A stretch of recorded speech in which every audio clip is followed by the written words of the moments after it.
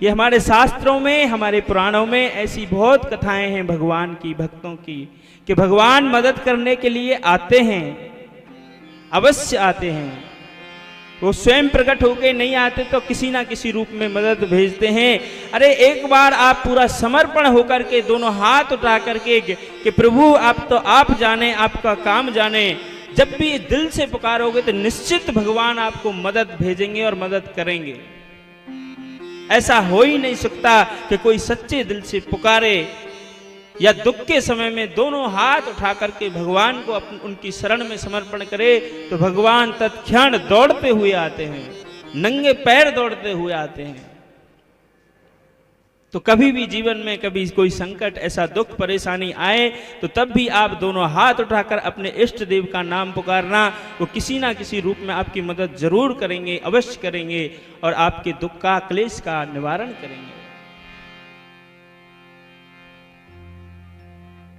और ऐसा आपने अपने जीवन में बहुत से लोगों ने अनुभव भी किया होगा कि दुख के समय कोई काम नहीं आया, परमात्मा ही काम आते हैं, वही निवारण कर सकते हैं। बोलिए राधे राधे राधे राधे।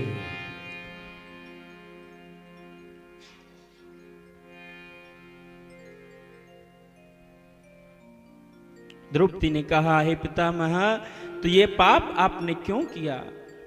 पितामह हिचकियों से रो पड़े। श्री सूत जी कहते हैं, इतना वीर पुरुष संत जो कभी अपने जीवन में नहीं रोया, आज द्रौपदी की इस बात को सुनकर के हिचकियों से, हिलकियों से रो पड़ा। बेटी तुम सत्य कहती हो, मैं वही अभागा भीष्म हूं जिसकी आंखों के सामने तुम्हें निर्वस्त्र किया जा रहा था। लेकिन बेटी आज मैं जो 54 दिन से इस बाणों की सैया पर पड़ा हूं, आज मुझे 54वां दिन है, अर्जुन ने मेरे शरीर में इतने बाण लगाए हैं कि जिनकी गिनती भी नहीं की जा सकती। इतना कष्ट मुझे हो रहा है और मैंने उस अधर्मी दुर्योधन का अन्न खाया, उसका साथ निभाया, जिससे मेरी बुद्धि विनष्ट हो गई थी। मैं उस समय कोई निर्णय ना कर सका। और बेटी इस अर्जुन की क्या चले, अर्जुन भला मुझे क्या मार सकता है, कोई मुझे क्या मार सकता है, मुझे तो इच्छा मृत्यु का वरदान मिला है। आज एक एक बूंद करके मेरे शरीर से सारा वो जो दूषित रक्त है वो निकल चुका है और मेरी बुद्धि पूरी तरह शुद्ध हो गई है। दुर्योधन के अन्न का बना वो रक्त निकल चुका है। उसका प्रायश्चित करने के लिए भीष्म पितामह ने ये स्थिति खुद अपने लिए क्रिएट की। नहीं, पितामह इतने वीर हैं कि दुनिया का कोई भी पृथ्वी पर उनको हरा नहीं सकता था, उनको क्या मार सकता था। स्वयं उन्होंने चुना अपने लिए, स्वयं ये परिस्थिति क्रिएट की कि मेरा सारा रक्त निकल जाना चाहिए, क्योंकि उनको भी पता है कि उस सिंहासन की प्रतिज्ञा ले रखी थी कि मैं हमेशा इस राज सिंहासन के लिए लड़ूंगा, इसके साथ रहूंगा।